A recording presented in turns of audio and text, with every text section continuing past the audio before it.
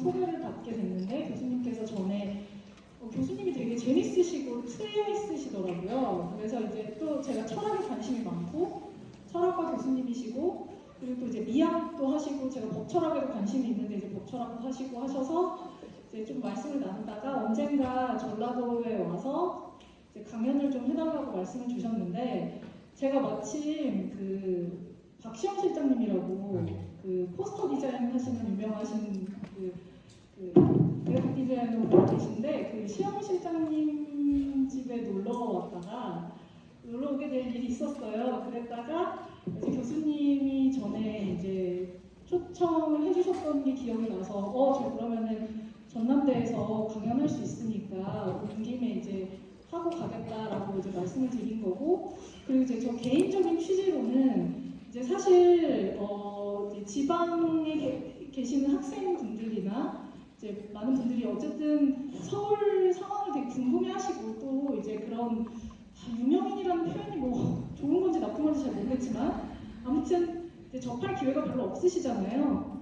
근데 이제 학생분들이랑 사실 뭐 그런 것들이 별게 없고 이제 와서 같이 좀 허심탄회하게 공유하는 시간이 있으면 이제 조금 답답하신 부분들을 조금 해소해드릴 수 있지 않을까라는 어떤 취지 때문에 개인적으로 이제 그래서 한번 보면 재밌고 좋겠다라고 생각해서 오게 된 거고요. 근데 이제 이렇게까지 와주실 줄은 몰랐어서 아무튼 너무 감사합니다.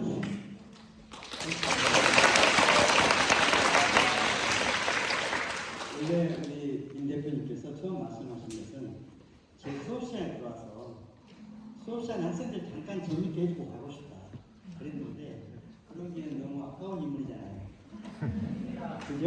네, 그래서 보다 많은 분들을 만났으면 좋겠다 해서 이렇게 된 거거든요. 그래서 원래 뭐 강연도 준비하고 했는데 지금 형식이 어떻게 하려고 하냐면요. 지금부터 그냥 여러분이 궁금한 이야기를 질문을 받아서 대답하는 형식으로 하려고 해요. 좋습니까? 그러면 질문 있는 사람은 손을 드세요. 네, 우선 가까이 있는 분 하나 시작하겠습니다. 일어나서 크게 말씀하세요. 안녕하세요, 교수님. 저는 전남대학교는 아니고 경주대 탑 이하에서 탑 디자인을 전공하는 1학년 학생입니다. 아 미대생이시네요? 1학년. 아 네. 이미진 대표님도 서울여대 시각 디자인과 졸업하셨잖아요. 대표님 하면은 너무 많은 유명한 제품들 있지만 딱 생각나는 게 정말 미감이 좋다? 미감이 다르다. 이런 말 많이 들으시는데 미감이라는 게 어떻게 보면 좀 주관적인 거고 디자인을 공부하면서 디자인이랑 미감 이런 쪽을 공부하는 게 좀 어렵더라고요. 저도 나중에 인터 쪽 취업을 희망하기도 하고 조금 너무 두루뭉술한 말인지도 모르겠지만 어떻게 하면은 주관적인 그런 감각, 미감 이런 걸 좀 성장시킬 수 있을지. 미감을 키울 수 있는 방법. 네. 그러니까 질문 주신 답변에 앞서서 왜 지금 시대에 미감이라는 게 이렇게 집중받고 있고 조명받고 있는지를 조금 말씀드려야 그 방법론에 대해서 조금 납득이 더 되실 것 같거든요. 그래서 이제 그걸 먼저 말씀드리면 이건 제 생각이에요. 그냥 제 생각에는 어쨌든 지금은 그 디지털 매체가 너무 그 다변화됐고 굉장히 이제 활발하게 일상에서 쓰여지고 있잖아요. 제일 사실 감각 중에 오감 중에 예민한 것이 청각과 시각이란 말이에요. 당연히 미각도 예민하지만 그래도 보이는 것에 약하고 들리는 것에 취약하거든요. 근데 이제 굉장히 많은 걸 보게 된 시대가 됐기 때문에 더더욱 그리고 인간은 원래 감각 하나에 의존하는 그 본성을 갖고 있지 않고 오감을 다 그 충족시켰을 때 완벽한 그 감각의 깨달음을 얻을 수 있는 존재라고 생각을 해요. 근데 이제 이렇게 미디어를 스스로 만들어내고 접하고 하는 시대에서 당연히 보이는 것에 취약하고 보이는 것에 이끌리는 게 그 너무나 당연한 일이 됐기 때문에 사실은 그걸 대중들까지 체감할 수밖에 수밖에 없는 시대가 도래한 것 같아요. 이제 그 도래한 지 꽤 됐고 그러다 보니 이전 과거 K-팝 문화에서는 사실상 어떤 그러니까 음악에 집중하다 보니 혹은 이제 그 산업의 태동에서는 모든 것들에 집중하기 좀 어렵기는 해요. 그래서 초반에 집중하지 못했었던 어떤 중요한 포인트들이 이제 저 같은 사람들이 제가 이제 엔터에 입문하게 된 계기가 엔터에서 사실 이제 보이는 것이 굉장히 중요한데 이런 부분에서 어떤 요소들이 빠져 있다라는 이제 그런 결핍 같은 것들을 제가 인지를 해서 사실은 저는 이거를 조금 개선해 보겠다라는 마음으로 이제 업에 뛰어든 거라서 이제 그러다 보니 이렇게 저 같은 사람들도 이 업에 들어오게 되고 그 업에서 조금씩 안 보여주던 것들을 이제 보여주다 보니 관심이 더 늘어나게 되고 이제 그 관심이 결국에는 이제 상업적인 히트로 이어지면서 그런 것들이 이제 더 증폭된 것 같아요.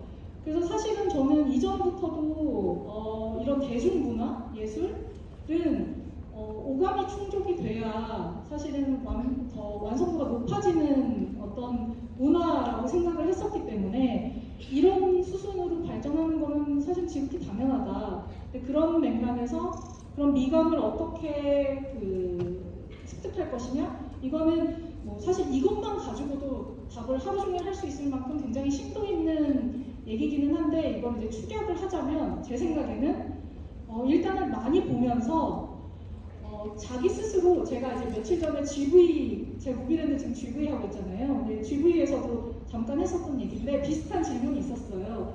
근데 이제 했던 얘기가 뭐냐면 나 스스로 옳고 그름에 대한 판단 기준을 인식할 수 있을 만큼의 스터디, 그러니까 학습이 필요하고 그리고 거기에 대한 생각이 정립돼야 된다. 그러니까 내가 사실은 이 결과물이 좋은지 안 좋은지 아까 말씀하신 것처럼 주관적 영역이거든요. 미감이라는 건. 그렇지만 주관적 영역이지만 객관적으로 아무도 부인할 수 없을 만큼의 완성도라는 게 또 존재해요. 취향과는 별도로. 이 완성도가 사실 너무 높아지면 취향은 그 다음 문제거든요. 취향을 뛰어넘는 완성도라는 것들이 있거든요. 아니 내 스타일은 아니지만 인정할 수밖에 없다 라고 생각되는 사실은 대부분의 크리에이터들은 그 수준까지 가기를 열망하면서 이제 자기의 작업을 쭉 정진을 하는 거라고 저는 생각을 하고요. 이제 그러려면 이 판단 기준 자체를 다른 사람에게 맡기면 안 돼요. 자기 스스로 판단 기준이라는 게 성립이 돼야 되는데 이제 그 판단 기준은 한 번에 생기지 않거든요. 불안하니까 맡기고 싶대요. 그렇죠. 근데 불안해서 남한테 맡기는 순간 사실은 나한테 있어서의 어떤 아까 도달하고 싶은 지점 있잖아요. 그러니까 미감이 좋은지 안 좋은지의 판단을 유보하게 되고 남의 그 판단을 유보하게 되고 그러니까 그건 사실은 어떤 면으로 보면 좀 게으름일 수 있거든요. 그러니까 그런 찰나의 게으름이 결국에는 내 판단을 희석시키기 때문에 남의 판단을 의지할수록 사실은 자신의 미감을 찾을 수가 없게 돼요. 그러니까 내 미감을 찾기까지의 어떤 숙련의 과정이 필요한 거고 그게 따로 숙련한다기보다는 어른들이 우리 항상 얘기해서 책 많이 봐라, 영화 많이 봐라, 그림 많이 봐라, 생각을 많이 해라. 이게 사실 미감을 깨우치는 데는 가장 정석적이고 그리고 가장 빠른 길이다.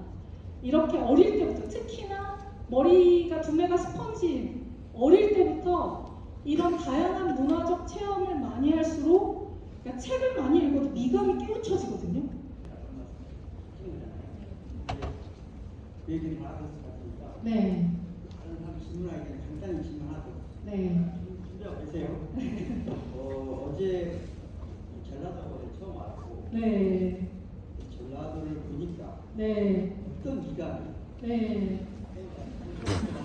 맞아요. 아니 이게 무슨 일이 아니라 제가 깜짝 놀랐어요. 그러니까 원래 전라도가 약간 예인의 도시, 예인의 고장으로 유명하다라고 저는 알고 있었고, 그리고 이제 전라도가 멋의 그 도시라는 어떤 감각은 있었거든요. 왜냐면 이렇게 판소리 그리고 맛도 멋이잖아요. 그러니까 그리고 이제 이런 항쟁이 사실 이런 민주화 운동 이런 것들이 괜히 일어난 게 아니거든요. 그러니까 사고력이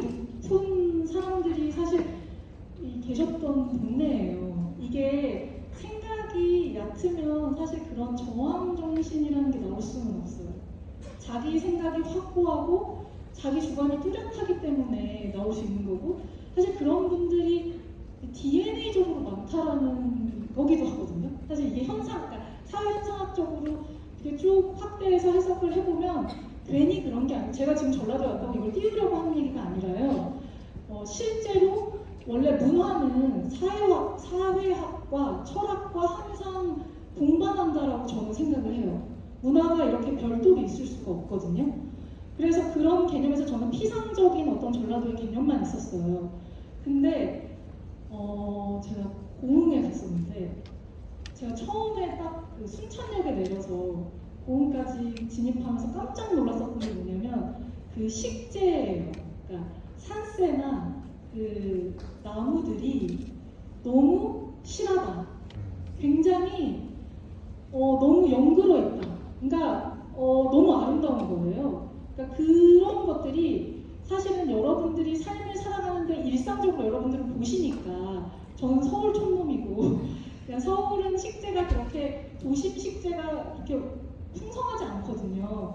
근데 저는 어쨌든 그게 가장 눈에 많이 띄었는데 왜 그 예술의 도시, 예술의 나라인 뭐 이태리나 스페인이나 이런 데 가면 왜 보이는 족족 유적들이 많잖아요, 그들은. 그러면 자기도 모르게 사실은 그 미감이라는 게, 미적 감각이라는 게 되게 일상화되거든요. 그래서 귀한 줄 모를 수도 있지만 수준 자체가 태어나면서부터 높을 수도 있어요. 그래서 저는 조금 깜짝 놀란 게 어쨌든 그렇게 좀 땅끝 쪽에 있어서 사람 손이 덜 타서 그런 건지 너무 아름다운 그 자연 환경이 기본적으로 있고, 그리고 이제 전라도 음식이 맛있는 걸로 유명하잖아요. 그러니까 손맛은, 그 정갈한 손맛은 사실 다 고민해서 나오는 거거든요. 이렇게 투박하게 만들어진 게 아니라 내가 이 맛을 내기 위해서 최선을 다하는 거예요. 그 과정이 저는 사실 아트라고 생각해요. 아트가 멀리 있지 않다라고 생각하거든요. 그래서 저는 진심으로 이게 자연환경이, 그리고 제가 소록도 앞까지 갔다 와봤어요. 그 전망대 있는 쪽.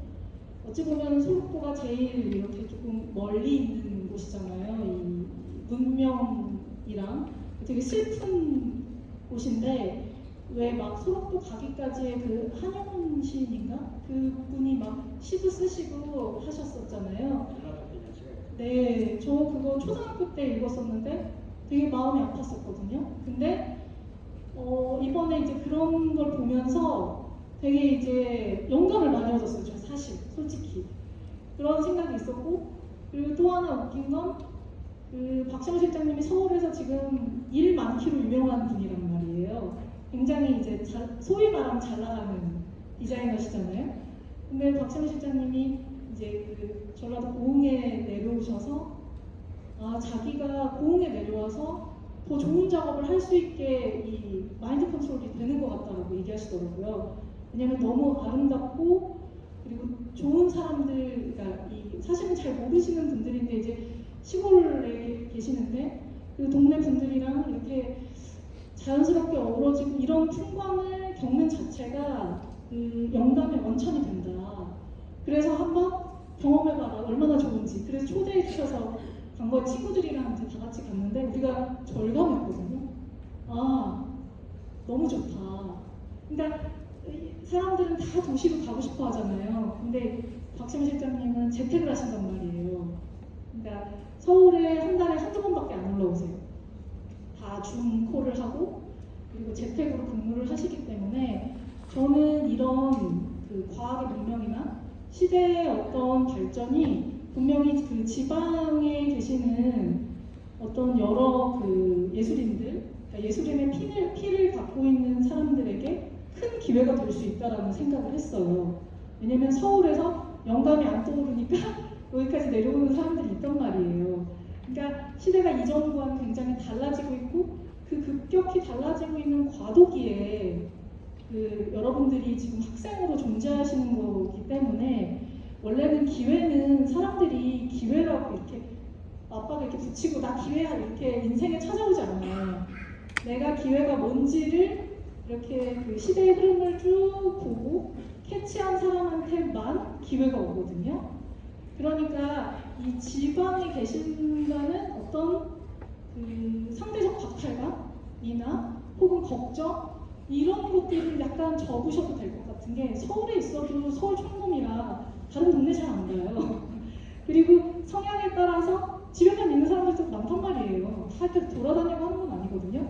그리고 서울 사람들도 집에 다 인스타로 가요. 그리고 거기에 직접 가는 사람이 그렇게 많지 않거든요.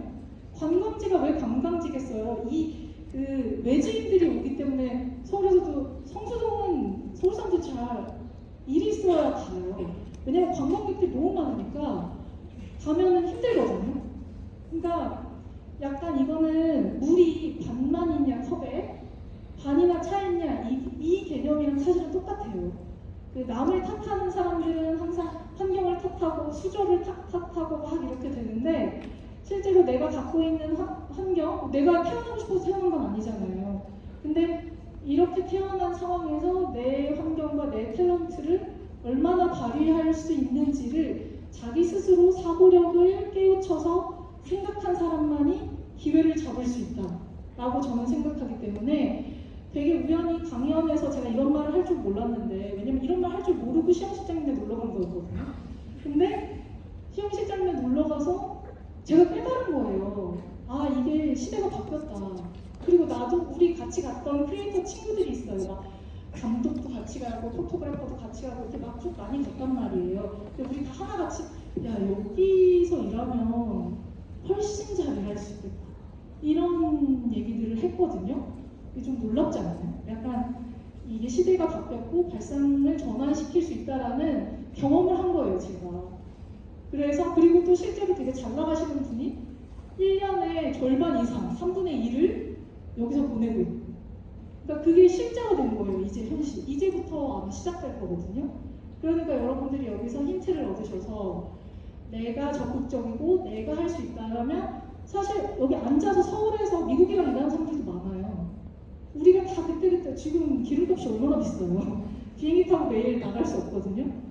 그러니까 이 매스미디어와 그리고 디지털 그리고 이런 어떤 그 AI를 우리를 침공하는 외계인의 어떤 무슨 되게 이상한 그 공격이라고 생각하지 않고 받아들여서 이걸 어떻게 적극적으로 활용할 건가를 먼저 생각하는 사람이 결국엔 미래 먹거리를 차지할 거다.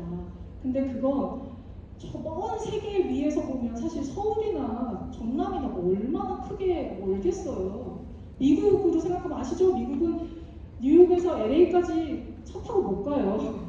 그러니까 그렇게 생각하면 같은 미국인이라고 생각 못 할 수도 있단 말이에요. 그러니까 이거는 생각에 따라 사실은 너무나 다른 그 시대가 됐기 때문에 달라질 수 있는 시대가 됐기 때문에 여러분들한테 굉장히 무궁무진한 기회가 있을 수 있고 특히 전라도는 그 DNA가 있는 도시라고 생각하기 때문에 되게 리스펙트 받을 만한 동네에 살고 계시는 거다라고 제가 이제 외지인 입장에서는 생각이 들었다 이렇게 말씀을 드리고 싶어요. 그래서 오늘 오시는 분까지 얘기했지만 아마 여기 계신 분들에게 특별히 더 기회가 많을 것 같아요. 앞으로 적어도 3년 안에 많은 기회가 주어질 것 같으니까 광주시면 그러면 자기도 모르게 사실은 그 미감이라는 게 미적 감각이라는 게 되게 일상화되거든요. 그래서 귀한 줄 모를 수도 있지만 수준 자체가 태어나면서부터 높을 수도 있어요. 그래서 저는 조금 깜짝 놀란 게 어쨌든 그렇게 좀 땅끝 쪽에 있어서 사람 손이 덜 타서 그런 건지 너무 아름다운 그 자연 환경이 기본적으로 있고 그리고 이제 전라도 음식이 맛있는 걸로 유명하잖아요. 그러니까 손맛은 그 정갈한 손맛은 사실 다 고민해서 나오는 거거든요. 이렇게 투박하게 만들어진 게 아니라 내가 이 맛을 내기 위해서 최선을 다하는 거예요. 그 과정이 저는 사실 아트라고 생각해요. 아트가 멀리 있지 않다라고 생각하거든요. 그래서 저는 진심으로 이게 자연환경이 그리고 제가 소록도 앞까지 갔다 와봤어요. 그 전망대 있는 쪽. 어찌 보면 소록도가 제일 이렇게 조금 멀리 있는 곳이잖아요. 이 문명이랑 되게 슬픈 곳인데 왜 막 소록도 가기까지의 그 한영훈 시인인가? 그 분이 막 시도 쓰시고 하셨었잖아요. 전라도 대전시가 네, 저 그거 초등학교 때 읽었었는데 되게 마음이 아팠었거든요. 근데 이번에 이제 그런 걸 보면서 되게 이제 영감을 많이 얻었어요. 저 사실 솔직히 그런 생각이 있었고, 그리고 또 하나 웃긴 건 그 박시영 실장님이 서울에서 지금 일 많기로 유명한 분이란 말이에요. 굉장히 이제 소위 말하면 잘 나가는 디자이너시잖아요.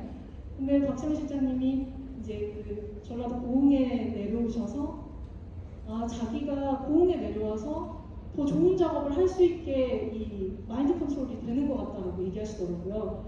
왜냐면 너무 아름답고 그리고 좋은 사람들, 그러니까 사실은 잘 모르시는 분들인데 이제 시골에 계시는데 그 동네 분들이랑 이렇게 자연스럽게 어우러지고 이런 풍광을 겪는 자체가 그 영감의 원천이 된다.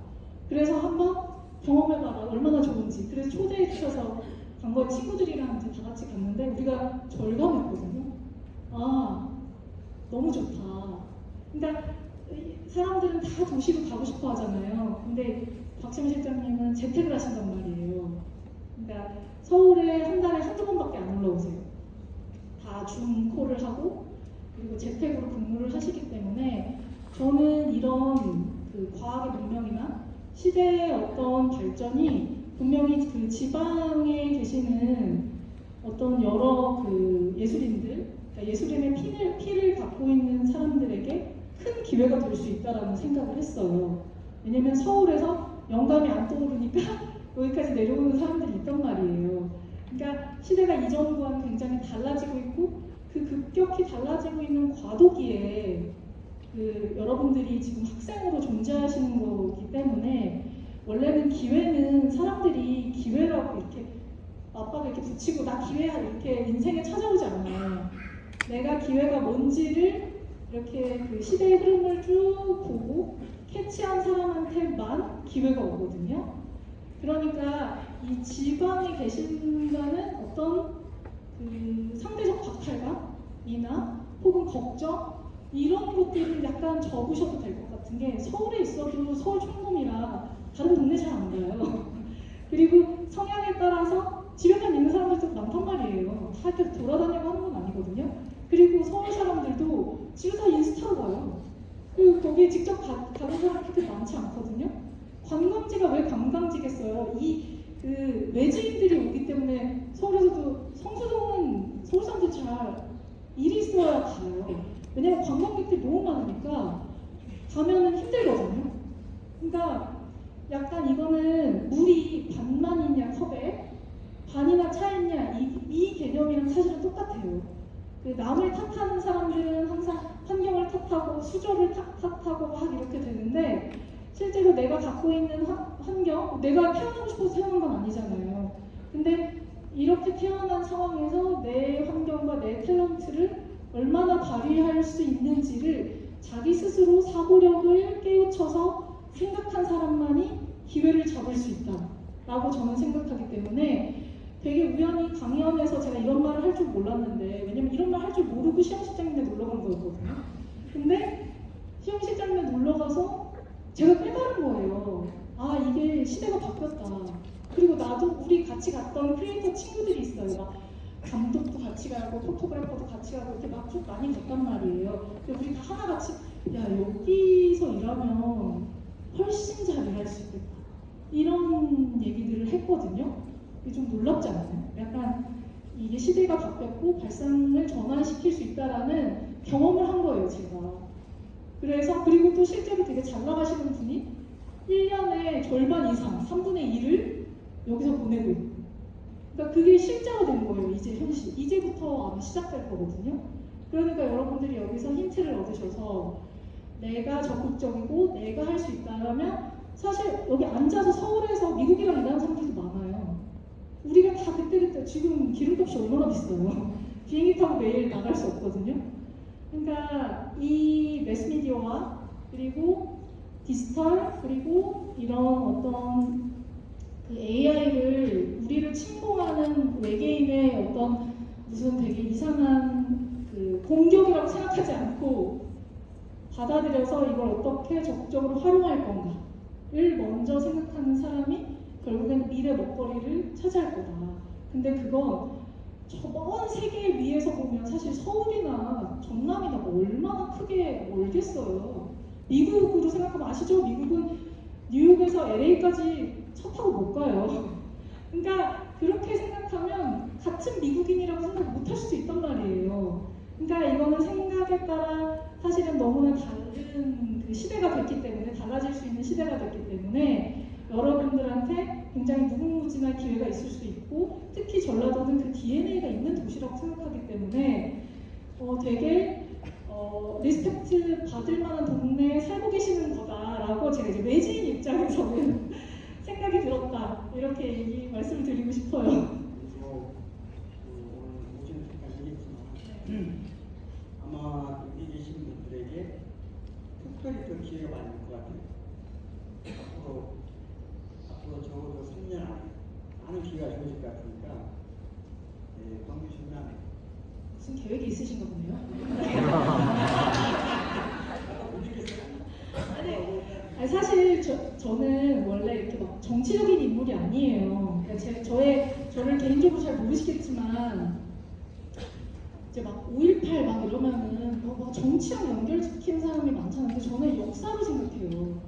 그러니까 이거는 정치 문제 이전에 그냥 있었던 사실이고 역사예요. 근데 이거를 정치로 해석을 시키고 자꾸 문제를 딴 얘기를 하려고 하는 건 불순분자들이 그렇게 얘기하는 거고 전 국민이 이 역사를 외면하면 안 돼요. 근데 이제 저는 이것 때문에 온 거는 아닌데 아시겠지만 저는 막 어느 부류에 기생하려고 하는 인간 자체가 아니에요. 그냥 나는 나다로 사는 스타일이거든요. 근데 그럼에도 불구하고 저도 이제 교수님 처음에 뵙기 전에 편견도 있고 막 이랬었어요. 이제 막 나를 이용하려는 어떨까. 그냥 왜 정치인들이 만나서 없어. 나 절대 접근 안 하고 이런데 사실 왜 막 정치에 입문하면은 다 썩은 거고 막 정치 막 이렇게 하잖아요. 근데 이게 웃긴 게 정치를 너무 외면하잖아요. 그러니까 뭐 저도 좀 외면했지만 너무 외면하면 실제로 우리 같은 예술인들은 우리 같은 창작인들은 사회에서 되게 소외돼요. 왜냐하면 정치인들의 뇌구조와 예술인들의 뇌구조는 아예 다르거든요. 그러니까 화성에서 온 남자, 금성에서 온 화성에서 온 남자, 금성에서 온 여자 같은 거예요. 서로 얘기를 안 하면 종족이 다르기 때문에 교감도 모르고 우리를 이해 못 해줘요. 근데 그러니까 정책이 말도 안 되는 정책이 나오는 거거든요. 예를 들면 제가 오다가도 저는 한예종 광주로 갑자기 이전시키는 거 반대다. 그거 자연스럽게 원할 때 학생들이 원하고 학교가 원할 때 와야지. 왜 그걸 정치적인 이유로 막 이렇게 막 그거를 이용하냐. 그거는 전 개인적으로 반대다. 왜냐면 인위적인 건 항상 문화에서 도태돼요. 결국은. 인간의 본성이 밀어내요. 왜냐면은 예술은 인간의 본성에서 근원되기 때문에 사실 처음에는 정치적인 감론을박이 막 생기겠지만 결국에 도태되거든요. 그렇지만 우리는 진화된 과정에서의 그 문명의 어떤 하나의 도구로 문화를 쓰는 게 현명하잖아요. 그런 맥락으로 봤었을 땐 그렇게 장기적 도태될 일을 하지 말자.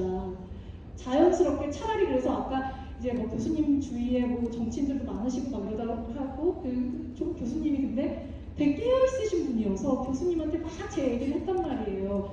그런 쓸데없는 짓 하려고 하는 사람들한테 제대로 얘기해 주셨고 그리고 교수님도 실제로 거기에 동의하셨고 그래서 저는 이게 학계와 그리고 실제 현업에 있는 예술인들 그리고 정치하는 사람들이 허심탄회하게 얘기할 수 있는 장이 필요하겠구나.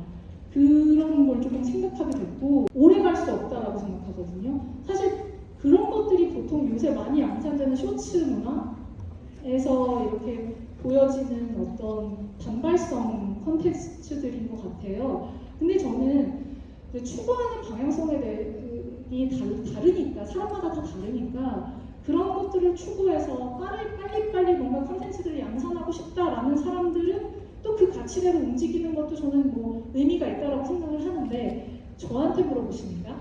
제 개인적인 관점에서는 제가 지향하는 방향이랑은 완전 다르다. 저는 본질이 흔들린 상태에서 뭐 이렇게 외부적으로 붙는 비즈니스적 스킬은 전혀 무용하다라고 생각하는 스타일. 저는 기본이 탄탄하면 그 자체만으로도 산업의 핵심이 될 수 있다 라고 생각하는 사람이기 때문에 자, 제가 재밌는 얘기 해볼게요. 이게 저밖에 할 수 없는 얘기인 것 같아요. 그리고 이거를 어딘가에서 또 한 번 들으실 수도 있을 거예요. 왜냐면 이 얘기는 한번 해보고 싶었는데 모든 분들이 계셨었을 때 한 적이 없어가지고 제가 개인적인 기자 인터뷰나 이런 것들을 했었을 때 얘기하는 부분인데 그게 무슨 말이냐면 돈을 벌고 싶으면서 그 비즈니스 모델을 바꾸지 않는 제가 하고 싶은 말이 많아서 항상 말이 버벅대거든요. 왜냐면 할 말이 너무 많은데 어디서부터 해야 되지? 이제 제가 대본대로 말하는 스타일이 아닌 거 아시잖아요. 그래서 이제 막 뭉쳐가지고 근데 이게 무슨 뜻이냐면 그러니까 그 비즈니스 모델을 바꿔야 돈을 많이 벌 수 있어요. 그러니까 이전의 고전적인 방식, 그러니까 예를 들면 내가 똑같은 일을 하면서 월급을 100만 원씩 받아요. 근데 마음으로 계속 나 200만 원 받고 싶어, 300만 원 받고 싶어. 근데 하는 일은 맨날 똑같아. 200만 원, 300만 원 어떻게 벌어요? 무슨 얘기인지 아시겠죠? 내가 100만 원을 버는 일을 어떤 그 역할이 1부터 4까지 있었어요. 예를 들면 5랑 6을 더하지 않으면 200만 원, 300만 원까지 못 나가요. 근데 요즘 젊은 분들 워라밸 생각 많이 하잖아요. 그러니까 요즘 분들은 워라밸 너무 중요하죠.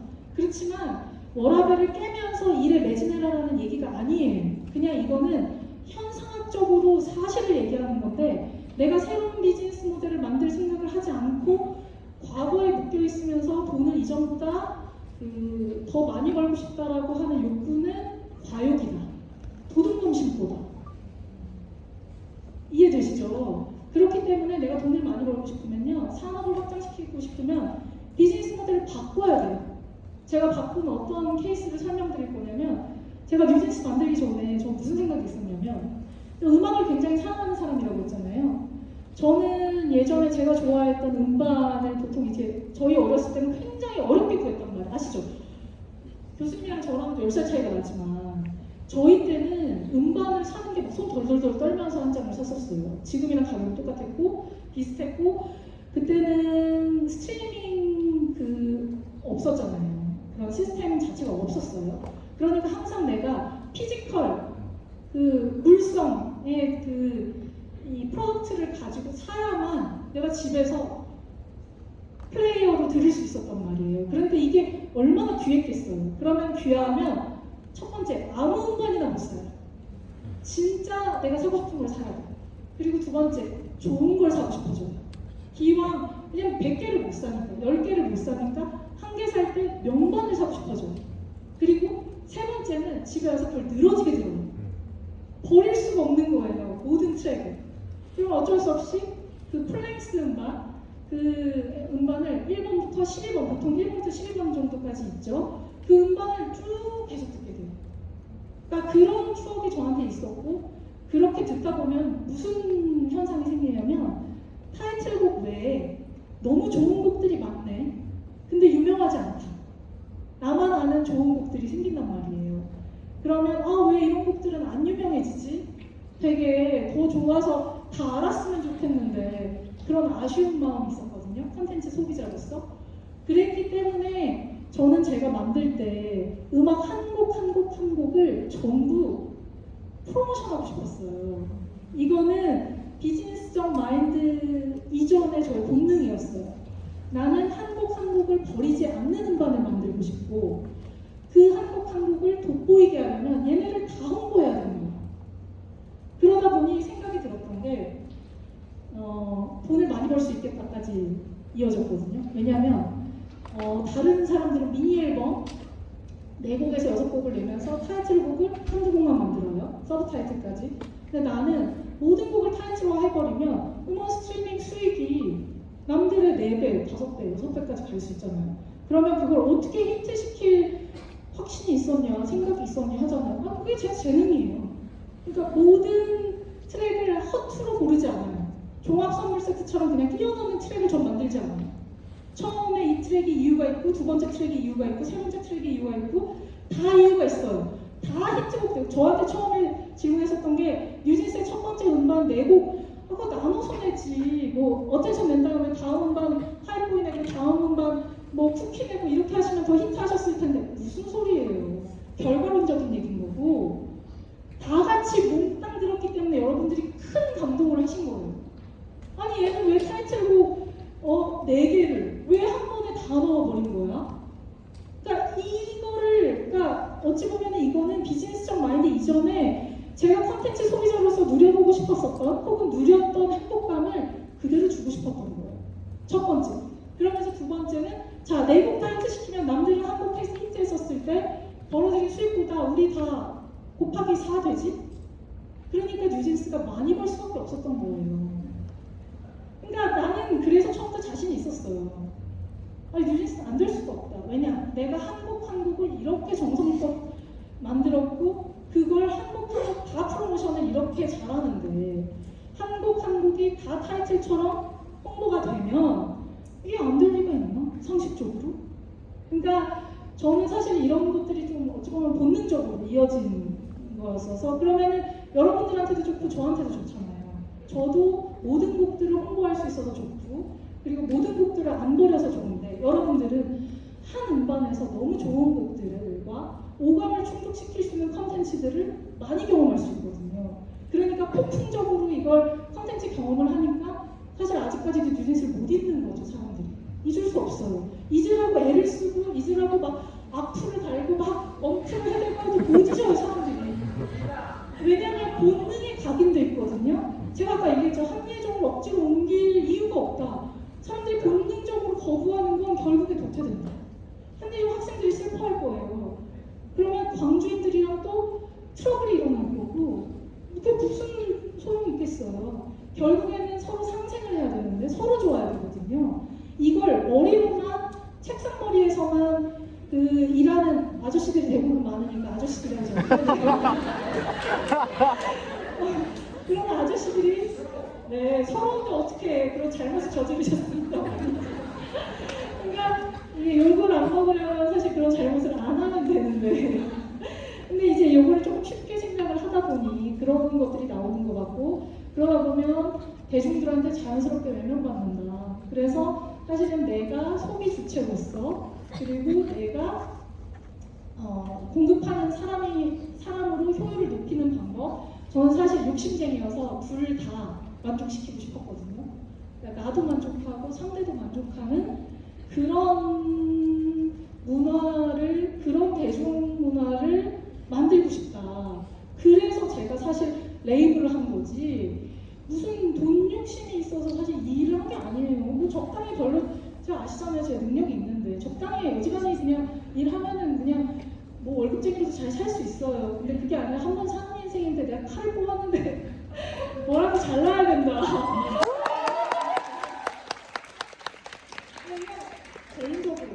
개인적으로는 저는 좀 그런 스타일이어서 제가 이제 그런 재미를 위해서 컨텐츠를 너무 열심히 만들었고 사실은 이런 분쟁이 막 있고 막 이랬어도 제가 이런 거에 대한 너무 집착적인 열심을 보였기 때문에 사실은 저를 잘 모르는 분들도 미니스이 그럴 리가 있겠어? 라고 생각해 주신 거라고 생각하거든요. 왜냐면 그게 10마디 홍보, 억지 언플보다 훨씬 큰 힘이라고 생각을 해요.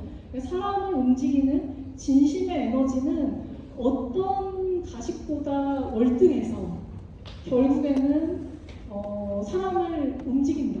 그게 문화의 힘이다. 문화가 언제부터 바이럴로 떴어요? 그렇지 않았거든요. 항상 내 마음을 울리는 것들에 자연 동요를 하게 됐고 그 동요된 마음으로 인기가 생기는 게 대부분이었지. 지금 그래서 막 바이럴을 움직이고 막 어쩌고저쩌고 하는 것도 물론 일정 부분 잠깐 도움받는 게 있을지언정 큰 흐름을 바꿀 수는 없다. 결국에는 큰 흐름은 본질에 집중하는 사람이 바꿀 수밖에 없다. 시간이 걸리더라도 그렇게 할 거다. 그리고 그런 사람이 있어야 저는 사람들이 실망하지 않을 거라고 생각하거든요. 아무튼 저는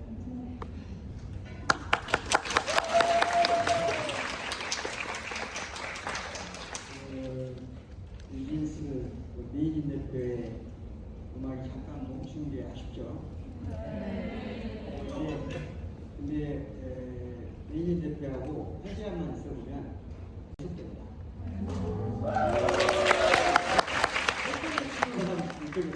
이쪽 쫙 뒤에 이 학생 그다음 뒤돌아 계신 분. 네. 예. 안 되니까 마이크 가만히 있으세요. 여기 앞에 계신 분은 앞에 있는 속도 때문에 안 되니까. 궁금하시네요. 어떻게 따라오신대? 얼굴 봤는데 공부하세요. 알겠죠? 네. 안녕하세요. 네, 안녕하세요. 선생님. 저는 중간대 졸업을 앞두고 있는 학생입니다. 천천히 해주세요. 네. 저는 2008년에 샤이니를 시작으로 K-팝을 사랑해오면서 거의 20년 가까이 이인진 대표님의 크리에이티브 버스를 보고 자라고도 사랑을 했는데요. 2010년 후반 정도에 SM 이사를 하시고 이제 임원으로서 계속 일을 하고 계시는데 크리에이티브 디렉터로서의 삶과 비교했을 때 하루의 루틴이나 일상을 어떻게 바뀌었는지 그리고 사회와 이런 시장을 바라보는 눈이 어떻게 달라졌는지에 대한 이야기를 들어보고 싶습니다. 감사합니다. 엄청 좋은 질문이신데, 네. 그 사실 크게 큰 궤에서 보면 달라진 건 없고, 근데 저는 사실 약간 일을 제 삶이라고 생각하는 스타일이어서, 우리 직원들은 아니지만, 그러니까 우리 직원들 그런 직원도 있고 아닌 직원도 있고 막 이런데 그걸 이제 저는 강요하지는 않아요. 근데 이제 저는 약간 그런 스타일이어서 일을 일단 막 이렇게 괴롭게 생각하지 않아요. 그러니까 물론 괴로운 일들이 있죠. 그렇지만 기본적으로 내 일 자체를 약간 뭐라고 그러지? 숙제라고 생각하는데 그 숙제하면 싫잖아요. 숙제하면 싫긴 한데 근데 뭐 어떻게 뭐 인간으로 태어났는데 해야지. 굶어죽지 않으려면 일을 해야 되고 그냥 이걸 당연한 거라고 받아들이니까 저는 별로 괴롭지는 않았거든요. 당연히 누구나 해야 하는 일이다. 근데 이제 그런 관점에서 저는 루틴이랄 거는 별로 없기는 해요. 이제 제가 ADHD잖아요. 그러니까 아시는 분은 아시겠지만 ADHD들의 성향이 다 달라요. 다 다른데 저는 제가 하고 싶은 일에 엄청 몰입을 잘하거든요. 근데 문제는 하고 싶은 일만 엄청 해요. 그러니까 하기 싫은 것들은 잘 안 하죠. 잘 안 하거나 좀 회피하려고 노력하거나 아니면 그러니까 다른 사람한테 기회가 가기도 해요. 그러니까 뭐 제가 하기 싫은 일 중에 누군가 하고 싶은 사람들이 있을 수 있잖아요. 그래서 세상은 돌아가는 거라고 생각하거든요. 근데 이제 그런 관점으로 보면 크게 달라진 건 없는데 분쟁 때문에 제 인생이 굉장히 달라진 건 있어요. 왜냐면은 이제 저는 막 이렇게 사람들 앞에서 옛날에는 말은 잘하지만 이렇게 뭐라고 해야 되나 나대는 걸 좀 싫어했어가지고 잘 안 나섰어요. 맞아요. 안 건드리면 절대 안 나섰고 별로 얘기하고 싶어 하지도 않았어요. 왜냐면 얘기할 게 너무 많고 내 캐릭터도 모르는 사람들한테 얘기하는 게 굉장히 힘들었거든요. 아시겠지만 제가 외모랑 성격이 조금 다르잖아요. 어렸을 때부터 그랬어서 그 괴리를 많이 들었었기 때문에 이렇게 사람들이 기대하는 저의 모습이 있는데 제가 막 이렇게 엄청 걸걸하게 저 아는 사람들 다 저를 형님이라고 얘기하거든요.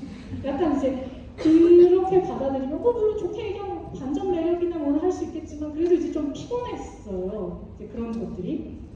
그래서 그렇게 막 즐기지는 않았었던 것 같은데 분쟁을 이제 상대가 일으키면서 어쩔 수 없이 내가 이제 항변을 해야 되니까 내가 억울한데 가만히 있을 이유가 없잖아요.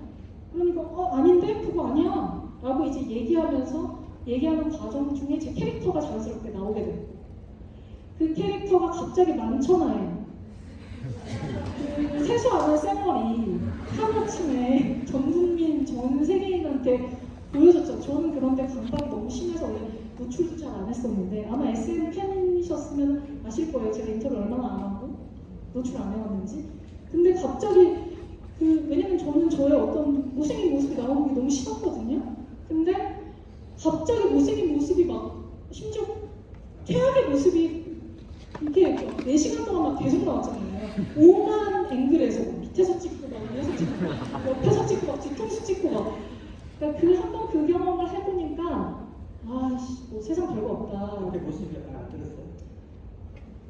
모르겠어요. 그게.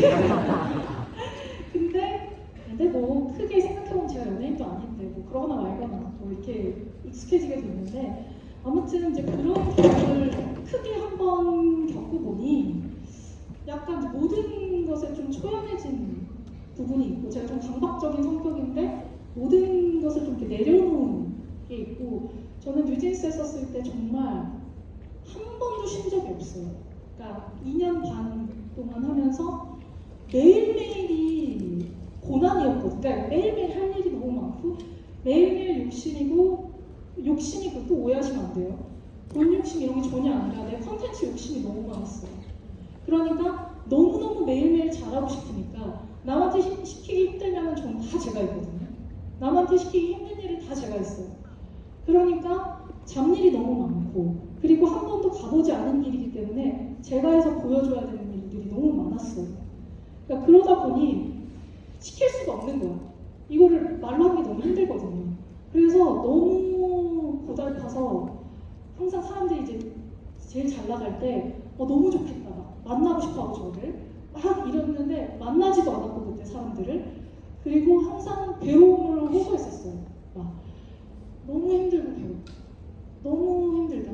막 이제 그런 게 많았는데 오히려 분쟁 이후에 저의 삶을 되돌아보게 됐고 되게 여유가 생겼어요.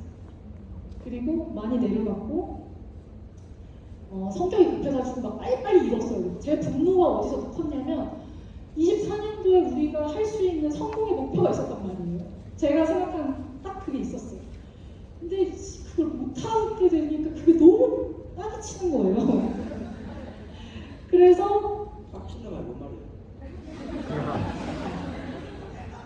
말 그대로 항상 우리 말에는 어감에 뜻이 다 들어있잖아요. 따기 쳐요.